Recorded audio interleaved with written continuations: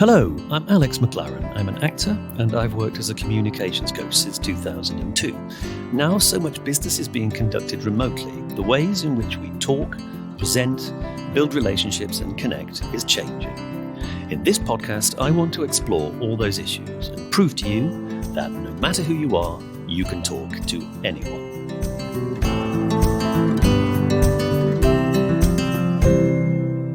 Hello and welcome to You Can Talk to Anyone, the podcast in which we open the bonnet on our communications engine. I'm Alex. And I'm Tom.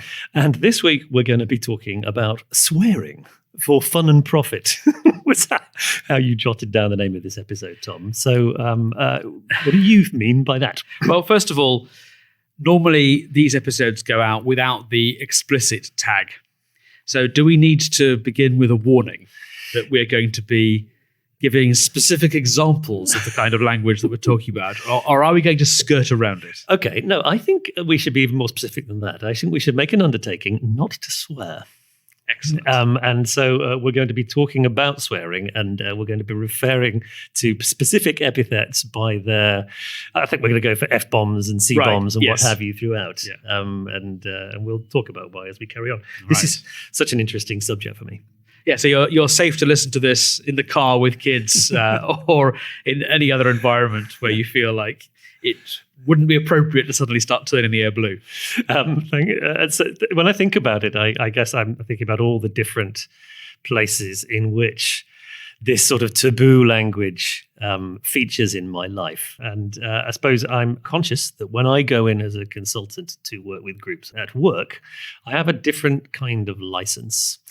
Partly because I'm a visitor, but also partly because they know I come from a background in performance. And people expect comics or actors or people from the arts world to have a sophisticated and enjoyable relationship with this kind of language. We've all been kids once. And when you're at school, you're told not to swear, and your parents told you not to swear as well. I grew up in a kind of Catholic household, really. I don't remember us being a particularly sweary family. No, I can remember my mother completely losing her temper in an airport once. And it was one of the very few times I'd seen her completely melt down. Yes. So many obstacles had been piled in our way, frustrating what should have been a family holiday. And it was quite the thing to suddenly hear her letting fly with, as you say, F-bombs and the like. But I think there is this weird thing that happens from the age of about 10 or 11 until you're kind of an adult yourself, until you're 19 or 20, which is that you stop swearing in front of the grown-ups and they stop swearing in front of you. But 15, 16-year-olds definitely do swear when their parents aren't present, and their parents definitely do swear when the teenagers aren't around. When the kids aren't, or in some cases when they are. Yes. And this is it's a very peculiar thing. I mean, I was like you. Occasionally, you'd hear your parents use language which you'd only hear in the playground. It wasn't that I didn't know what those words meant. I absolutely knew what they meant, which was why it was shocking to hear my parents do it. But there's this deal about how we interact between the generations, authority figures, and those people they're supposed to be setting an example to, and so forth. I mean, I remember occasions when I would use words when I didn't know what they meant, and was thoroughly humiliated when my mother would explain it to me. I remember once, famously in my family, talking to my mother about my older brother, but who I resented for whatever reason at the time. I love you, Hector, and accusing him of being a C word. And my mother asked me, "Do you know what that word means?" And I said, "Well, yeah, it's just like a lucky get, isn't it?" Which is a Lancashire word for that you just use to tick people off. And she said, "No, it's a slang word for a vagina, so don't use it at school." and of course, I was absolutely mortified. So the kind of the real meaning of words and the context in which they're appropriate, both that seems to me to be important. In our house, those of you who don't know me, I have an 11-year-old son. We are actually quite sweary, I think. And that's a real problem. And I didn't quite know, I didn't want to, and I'm sure those of you who are experts on raising children will tell me this is a bad strategy, but we didn't want to get into a sort of a system where we were telling him, you can't use these words, one doesn't use these words, in the sense of almost fooling him that there was a Santa Claus. And we ended up, I remember when we were coming up with a list of rules, the best I could do was in this house, we take language seriously. And so we're constantly having to point out to Frank, no, that is not something you say when there are grown-ups around at the moment. And I guess we'll keep on changing those tickings off as he grows up and becomes more sophisticated. And of course, we all speak in different registers in different situations. You don't speak intimately to your partner the way you'd speak to somebody in business you only just met. I don't speak to you, Alex, the same way I speak to my cat. And I think sometimes you do. You'd be very alarmed if I did. So this doesn't feel to me like censorship or anything like it. It's simply how can we express ourselves in a way which is going to be acceptable to the people that we're talking to and convey the impression that we want to give. I'm not somebody who thinks that swearing is a sign of a limited vocabulary. I think it's possible to swear with tremendous articulacy and creativity. And I would defend my right in the appropriate venue to use whatever word I deem appropriate. Yes. But I don't tend to deem those words appropriate when I'm in front of a bunch of young lawyers trying to explain to them how they can connect with their clients better.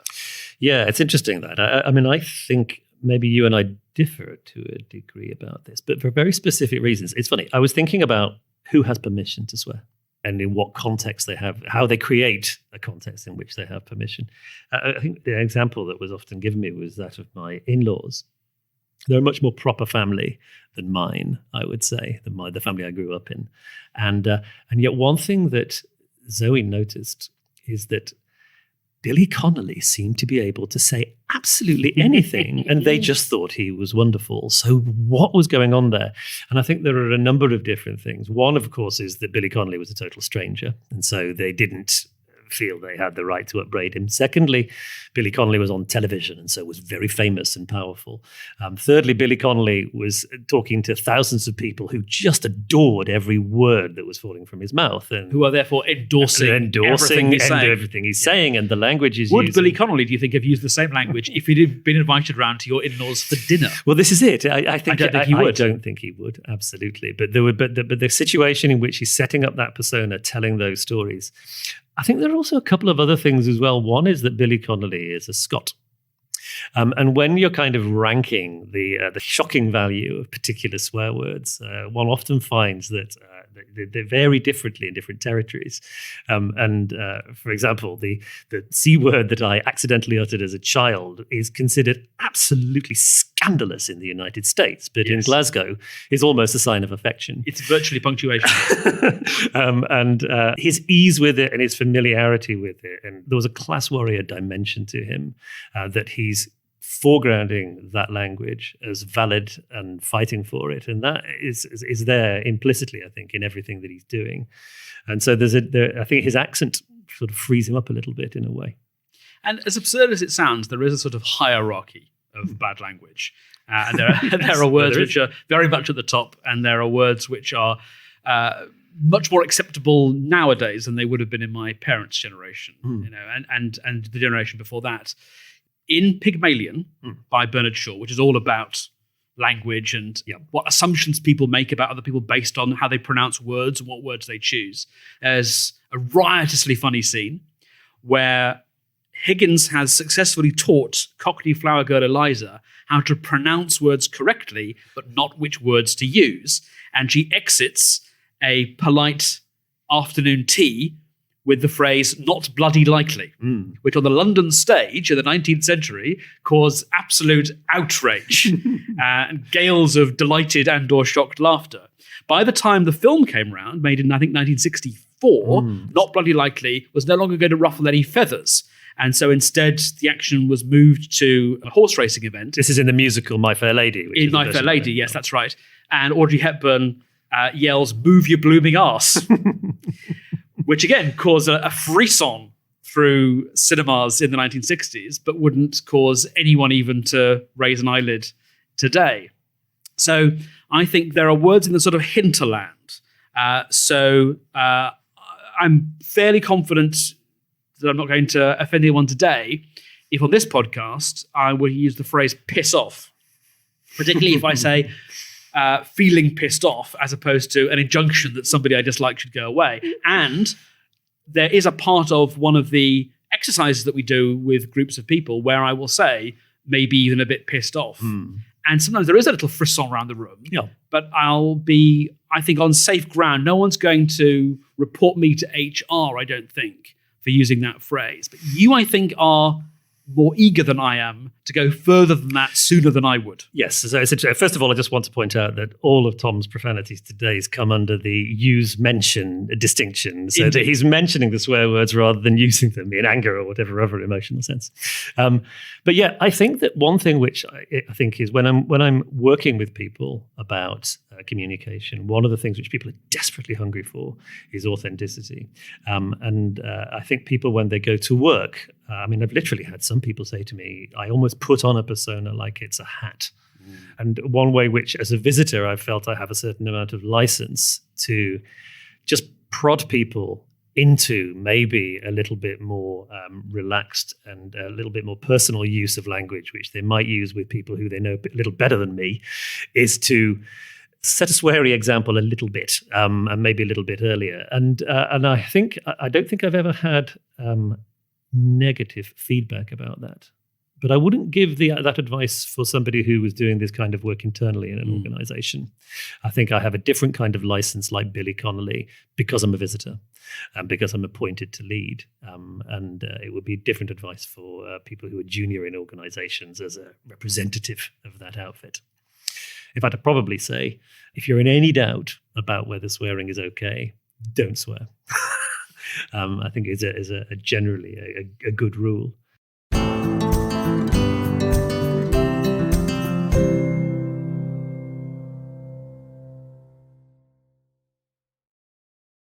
I'm trying to think of other swearers I've met in a workplace situation who I thought somehow got away with it.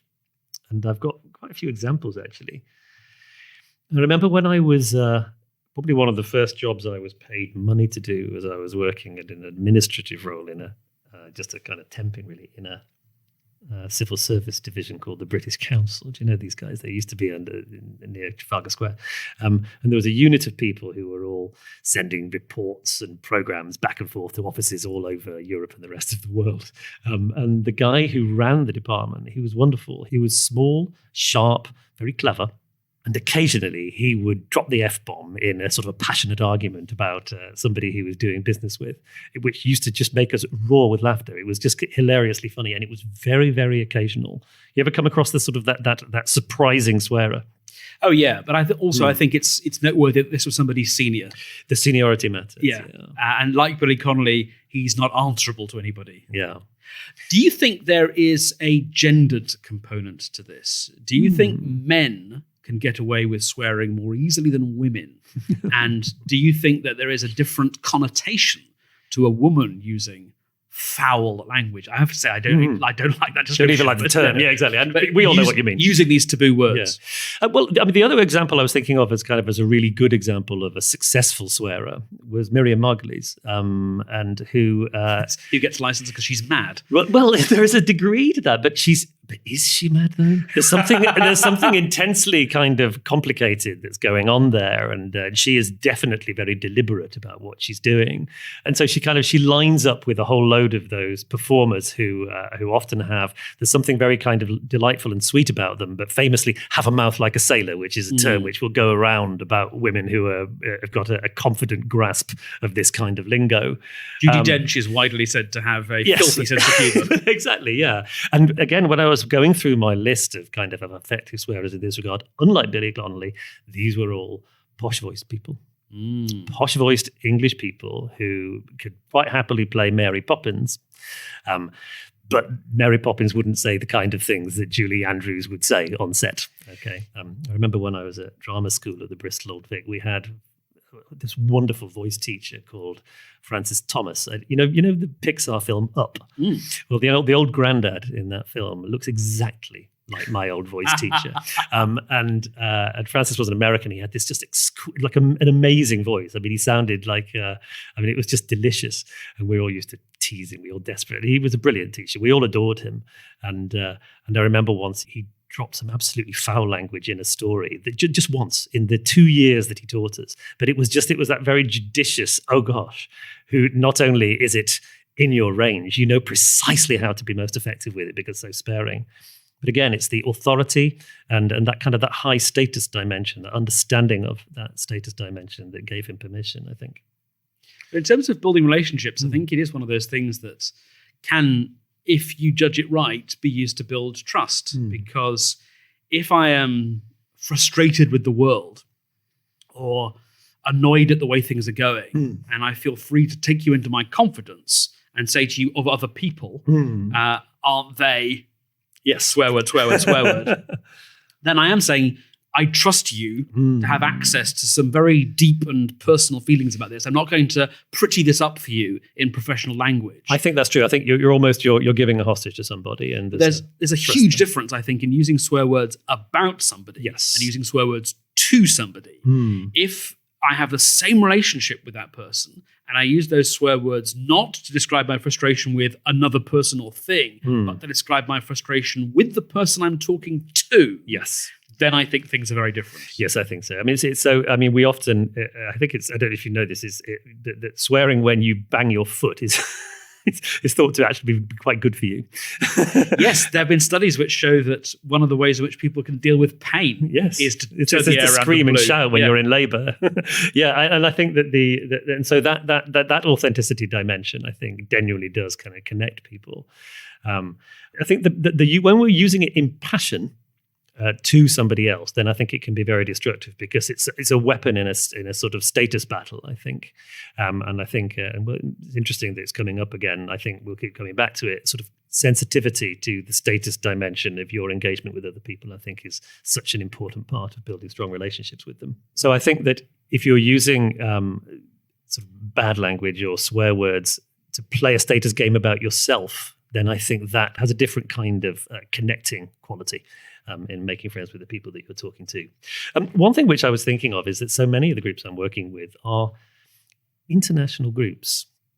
And so many of our relationships are becoming more global, and in which all these nuances of the English language in the native English-speaking British community slightly different. Have you ever come across that? Well, there was an example of this recently in the press. Did you hear about Macron talking about how he wanted to deal with people who wouldn't take the vaccine? Oh, he wanted to piss them off. Yes, he wanted to emmerder, which is an expression for which there isn't a perfectly accurate translation. Right, so I only heard the English translation version of this, not the French word he was... Emmerder is a French word which literally translated would mean to insert feces into. And clearly that's not its literal meaning any more than piss off is the literal meaning of that phrase. And so it was interesting that different newspapers translated this in different ways. Some softened it noticeably, and others gave a more robust rendition. And I think a lot of bilingual people would say, piss off is probably the best mapping of it. It's roughly where it sits. But of course, these things never map one-on-one. No. The French words, I don't know if swearing in French is allowed under these self-imposed rules. But anyway, the French word putain, which we would politely translate as sex worker, is used very flexibly in spoken French, much like we would use the F word. And so a lot of times when you see sweary British phrases translated, the French word putain will appear multiple times, despite the fact that no equivalent English word has been used. Yeah. I think, and there's Macron, of course, is I suppose he's using that to position himself very specifically in a kind of culture war about vaccination, is that what I recall? Man of the people. Yeah, exactly, Boris Johnson style. I remember Johnson's, an earlier prime minister once accidentally using, I suppose I should say the T word, without properly understanding that actually it was crossing a line swear-wise. Or John Major saying on a hot mic, calling other about members of his party bastards. These things creep in. I think I'm struck that we are not the only people that speak English, and America has its own swearing lexicon.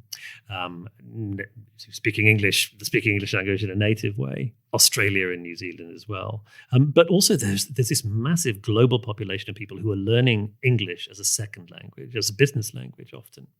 And so for those people, these questions are fraught with different levels of difficulty.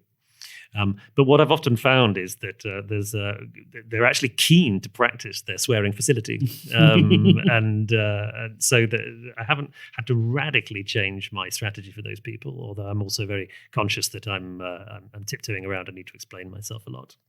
In one of Ben Elton's novels, there's a character who is very fluent in English, but always gets confused about where to put the swear words, which is very funny and allows Ben Elton lots of license and lots of humor and flexibility with where he chooses to put the swear words.